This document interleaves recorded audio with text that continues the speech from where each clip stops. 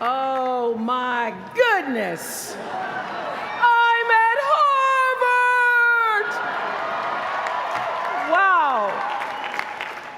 To President Faust, my fellow honorands, Carl, that was so beautiful. Thank you so much. And James Rothenberg, Stephanie Wilson, Harvard faculty, with a special bow to my friend, Dr. Henry Louis Gates. All of you alumni, with a special bow to the class of '88 and your $115 million.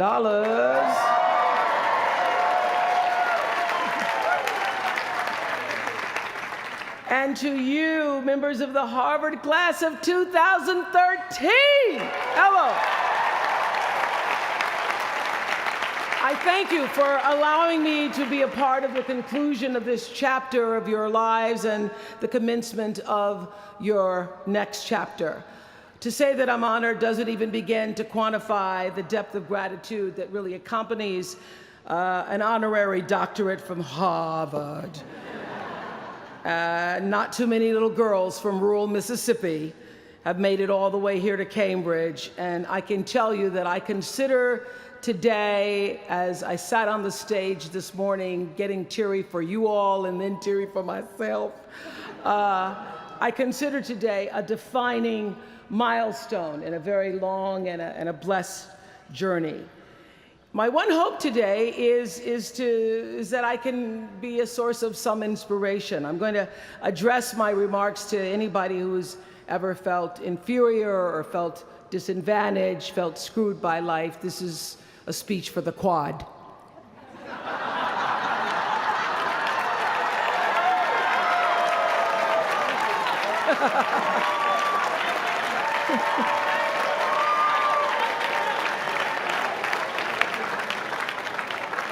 Actually, I was so honored. I wanted to do something really special for you. I wanted to be able to have you look under your seats and there would be free master and doctor degrees. But I see you got that covered already. I will be honest with you. I felt a lot of pressure over the past few weeks to come up with something that I could share with you that you hadn't heard before, because after all, y'all went to Harvard, I did not. But then I realized that you don't have to necessarily go to Harvard to have a driven, obsessive, type A personality, but it helps. And while I may not have graduated from here, I admit that my personality is about as Harvard as they come. You know, my television career began unexpectedly. As you heard this morning, I was in the Miss Fire Prevention contest. That was when I was 16 years old in Nashville, Tennessee, and you had the requirement of having to have red hair in order to win up until the year that I entered. So they were doing the question and answer period, because I knew I wasn't going to win in the swimsuit competition. So during the question and answer period, the question came, "Why, young lady, what would you like to be when you grow up?" And by the time they got to me, all the good answers were gone. So I had seen Barbara Walters on the Today Show that morning, so I answered, "I would like to be a journalist. I would like to tell other people's stories in a way that makes a difference in their lives and the world." And as those words were coming out of my mouth, I went, "Whoa, this is pretty good. I would like to be a journalist. I want to make a difference." Well, I was on television by the time I was 19 years old. And in 1986, I launched my own television show with a relentless determination to succeed. At first, I was nervous about the competition, and then I became my own competition, raising the bar every year, pushing myself as hard as I knew. Sound familiar to anybody here? Eventually, we did make it to the top, and we stayed there for 25 years. The Oprah Winfrey Show was #1 in our time slot for 21 years, and I have to tell you, I became pretty comfortable with that level of success. But a few years ago, I decided, as you will at some point, that it was time to recalculate, find new territory, break new ground. So I ended the show and launched OWN, the Oprah Winfrey Network. The initials just worked out for me. So 1 year later, after launching OWN, nearly every media outlet had proclaimed that my new venture was a flop. Not just a flop, but a big, bold flop, they call it. I can still remember the day I opened up USA Today and read the headline, "Oprah not quite standing on her own." I mean, really, USA Today, now that's the nice newspaper. It really was, this time last year, the worst period in my professional life. I was stressed and I was frustrated, and quite frankly, I was embarrassed. It was right around that time that President Faust called and asked me to speak here, and I thought, you want me to speak to Harvard graduates? What could I possibly say to Harvard graduates, some of the most successful graduates in the world, in the very moment when I had stopped succeeding? So I got off the phone with President Faust, and I went to the shower. It was either that or a bag of Oreos. So I chose the shower. And I was in the shower a long time, and as I was in the shower, the words of an old hymn came to me. You may not know it. It's by and by, when the morning comes.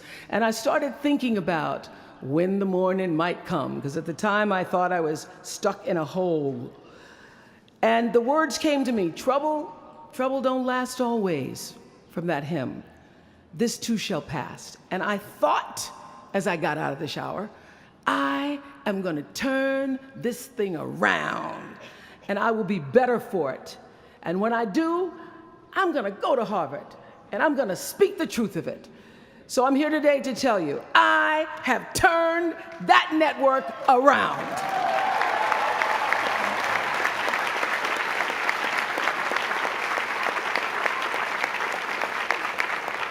And it was all because I wanted to do it by the time I got to speak to you all. So thank you so much. You don't know what motivation you were for me. Thank you. I'm even prouder to share a fundamental truth that you might not have learned even as graduates of Harvard unless you studied the ancient Greek hero with Professor Naj. Professor Naj, who as we were coming in this morning said, "Please, Ms. Winfrey, walk decisively." I shall walk decisively. This is what I want to share. It doesn't matter how far you might rise. At some point, you are bound to stumble, because if you're constantly doing what we do, raising the bar, if you are constantly pushing yourself higher, higher, the law of averages, not to mention the myth of Icarus, predicts that you will at some point fall. And when you do, I want you to know this, remember this, there is no such thing as failure. Failure is just life trying to move us in another direction. Now, when you're down there in the hole, it looks like failure. So this past year, I had to spoon feed those words to myself. And when you're down in the hole, when that moment comes, it's really okay to feel bad for a little while. Give yourself time to mourn what you think you may have lost. But then, here's the key. Learn from every mistake, because every experience, encounter, and particularly your mistakes are there to teach you and force you into being more of who you are. And then figure out what is the next right move.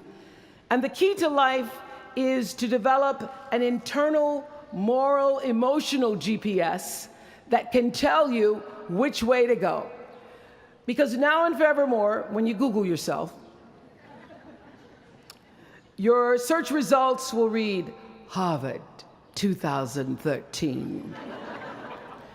And in a very competitive world, that really is a calling card, because I can tell you, as one who employs a lot of people, when I see Harvard, I sit up a little straighter and say, where is he or she? Bring them in. It's an impressive calling card that can lead to even more impressive bullets in the years ahead. Lawyer, senator, CEO, scientists, physicists, winners of Nobel and Pulitzer Prizes, or late-night talk show host. But the challenge of life, I have found, is to build a resume that doesn't simply tell a story about what you want to be, but it's a story about who you want to be. It's a resume that doesn't just tell a story about what you want to accomplish, but why.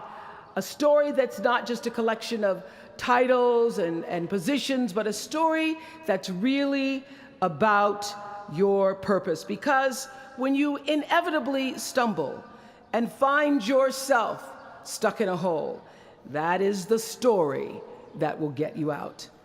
What is your true calling? What is your dharma? What is your purpose? For me, that discovery came in 1994 when I interviewed a little girl who had decided to collect pocket change in order to help other people in need. She raised $1,000 all by herself, and I thought, well, if that little 9-year-old girl with a bucket and a big heart could do that, I wonder what I could do. So I asked for our viewers to take up their own change collection, and in 1 month, just from pennies and nickels and dimes, we raised more than $3 million that we used to send one student from every state in the United States to college. That was the beginning of the Angel Network. And so what I did was I simply asked our viewers, do what you can wherever you are, from wherever you sit in life. Give me your time or your talent, your money if you have it, and they did. Extend yourself in kindness to other human beings wherever you can. And together we built 55 schools in 12 different countries and restored nearly 300 homes that were devastated by Hurricanes Rita and Katrina. So the Angel Network, I've been on the air for a long time, but it was the Angel Network that actually focused my internal GPS. It helped me to decide that I wasn't just going to be on TV every day, but that the goal of my shows, my interviews, my business, my philanthropy, all of it, whatever ventures I might pursue, would be to make clear that what unites us is ultimately far more redeeming and compelling than anything that separates me. Because what had become clear to me, and I want you to know, it isn't always clear in the beginning, because as I said, I'd been on television since I was 19 years old. But around 94, I got really clear. So don't expect the clarity to come all at once, to know your purpose right away. But what became clear to me was that I was here on Earth to use television and not be used by it, to use television to illuminate the transcendent power of our better angels. So this Angel Network, it didn't just change the lives of those who were helped, but the lives of those who also did the helping.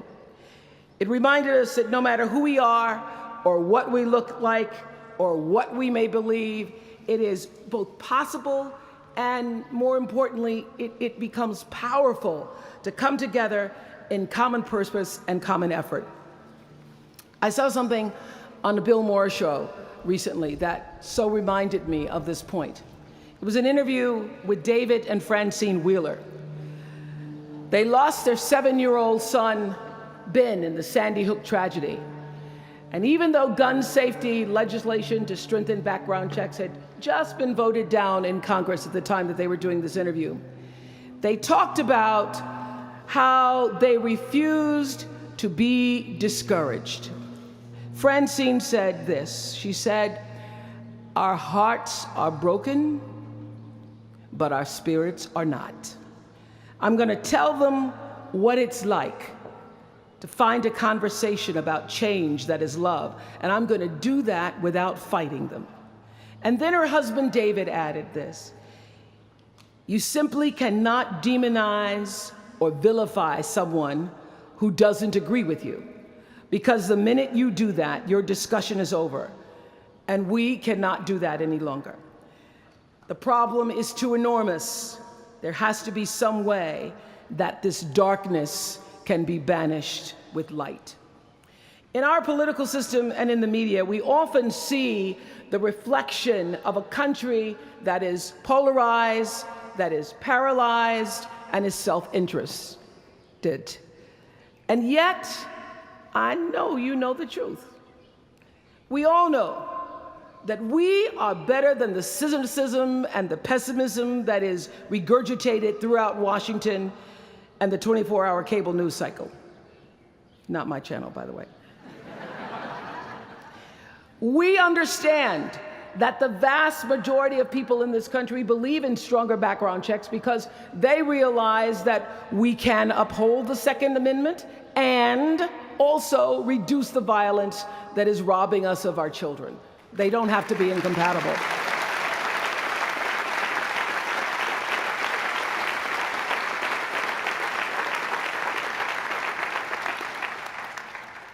And we understand that most Americans believe in a clear path to citizenship for the 12 million undocumented immigrants who reside in this country, because it's possible to both enforce our laws and at the same time embrace the words on the Statue of Liberty that have welcomed generations of huddled masses to our shores. We can do both.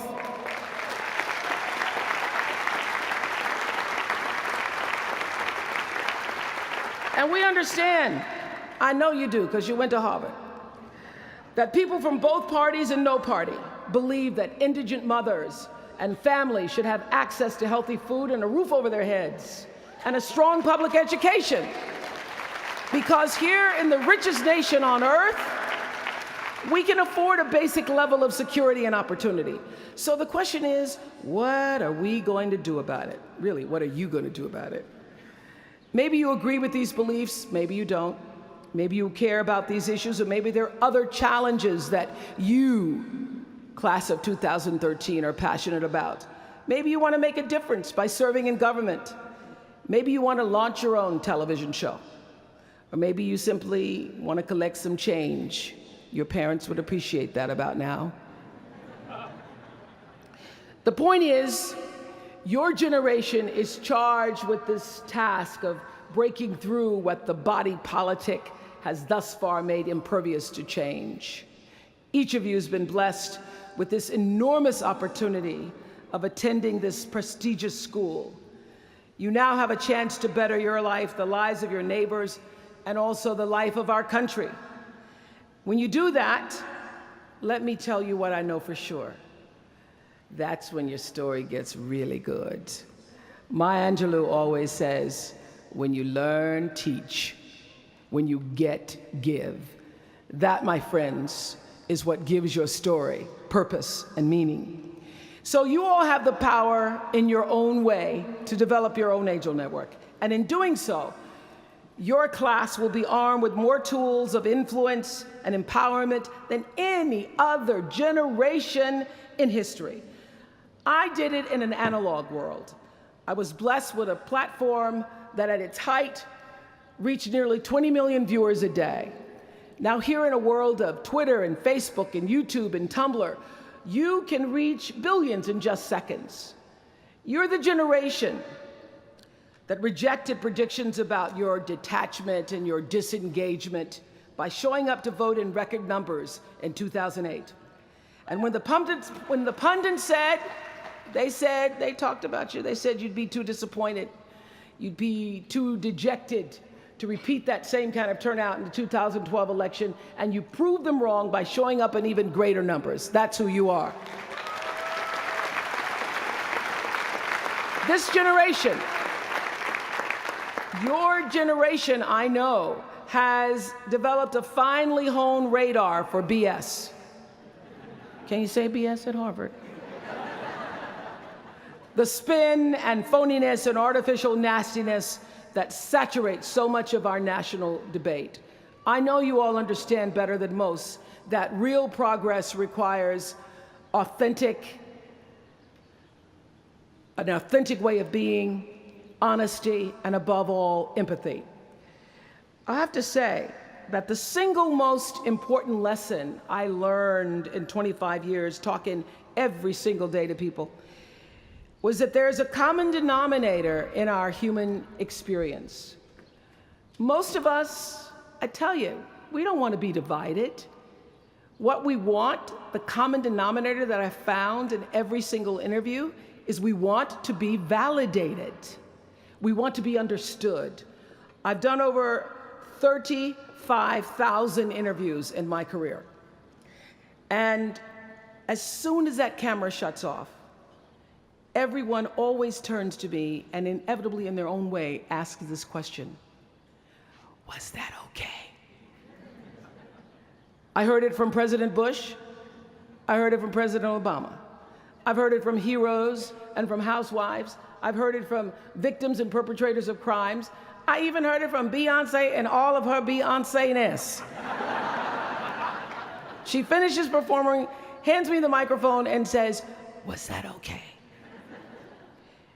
Friends and family, yours, enemies, strangers, in every argument, in every encounter, every exchange, I will tell you, they all want to know one thing: was that okay? Did you hear me? Do you see me? Did what I say mean anything to you? And even though this is the college where Facebook was born, my hope is that you will try to go out and have more face-to-face conversations with people you may disagree with.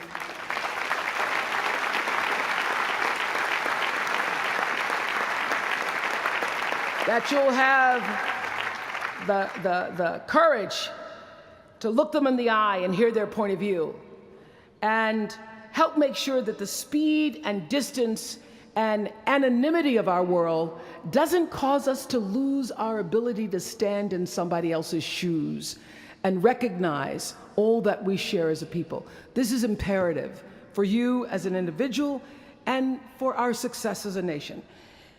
There has to be some way that this darkness can be banished with light, says the man whose little boy was massacred on just an ordinary Friday in December.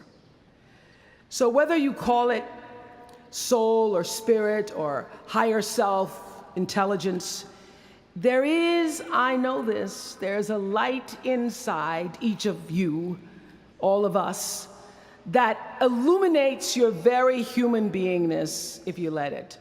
And as a young girl from rural Mississippi, I learned long ago that being myself was much easier than pretending to be Barbara Walters. Although when I first started, because I had Barbara in my head, I would try to sit like Barbara, talk like Barbara, move like Barbara. And then one night I was on the news, reading the news, and I called Canada, Canada. And that was the end of me being Barbara. I cracked myself up on TV, couldn't stop laughing, and my real personality came through. And I figured out, oh gee, I can be a much better Oprah than I could be a pretend Barbara. I know that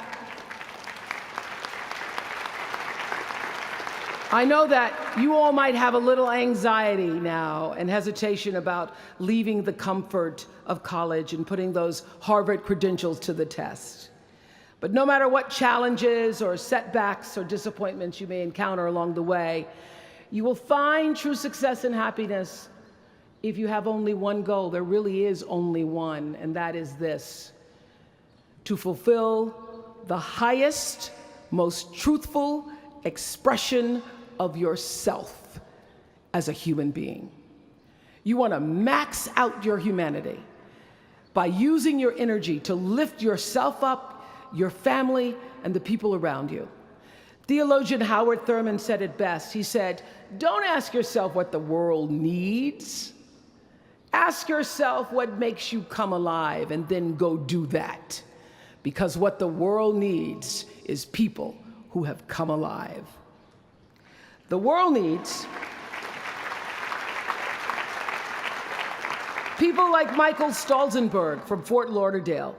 When Michael was just 8 years old, Michael nearly died from a bacterial infection that cost him both of his hands and both of his feet.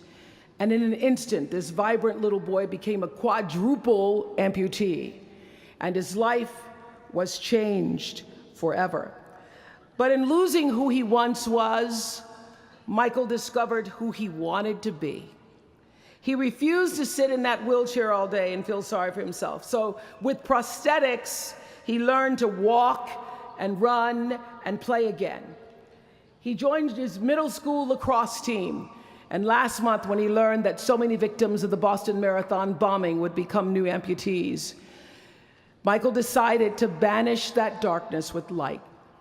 Michael and his brother Harris created MikeysRun.com to raise $1 million for other amputees by the time Harris runs the 2014 Boston Marathon.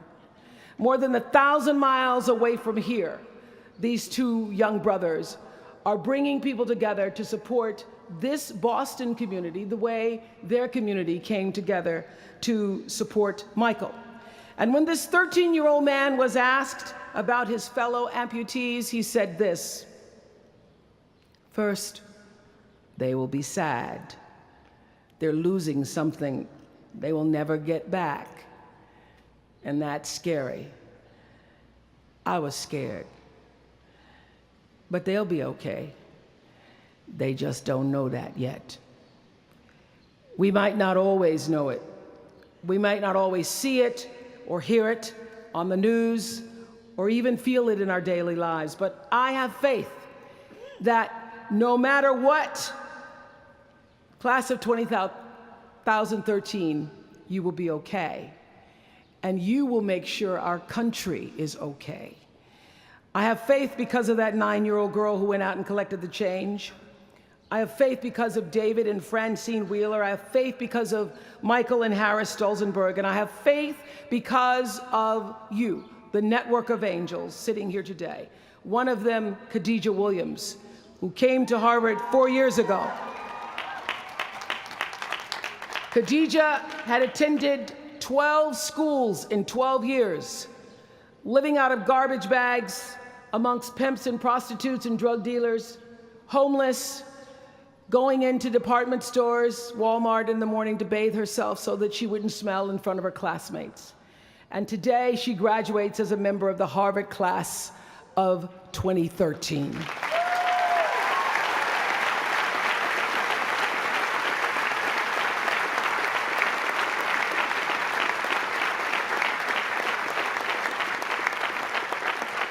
From time to time, you may stumble, fall. You will for sure count on this. No doubt. You will have questions and you will have doubts about your path. But I know this: if you're willing to listen, to be guided by that still small voice that is the GPS within yourself, to find out what makes you come alive, you will be more than okay. You will be happy, you will be successful, and you will make a difference in the world. Congratulations, class of 2013. Congratulations to your family and friends. Good luck, and thank you for listening. Is that okay?